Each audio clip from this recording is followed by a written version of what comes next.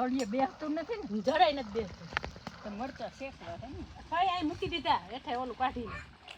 એટલે ભેગા ભેગું ઈ થતું જાય ને પછી એમાં પાપડી શેકાઈ જાય સમજ્યા બે તું હજી કઈ કામ ફરી જા લુગડામાં આવતી નહીં હજી પાણી નાખવું છે હે નાખું જ ને પણ એમને આ તો હું કે પેલા છે ને ચડવા દીધું હતું તેલમાં ને એમ પછી આમાં શાકભાજીમાંથી ને પાણી નીકળે ને ના ઘણું શાક થાય તમે તું ઉડાડો માને રૂખું ખાવાનું રાખીને ઢાંકી દ્યો એમને ભાવીને ને બધા શાકવાળા છે ને ખાવા તોય ઘટલું હલાવીને હલાવી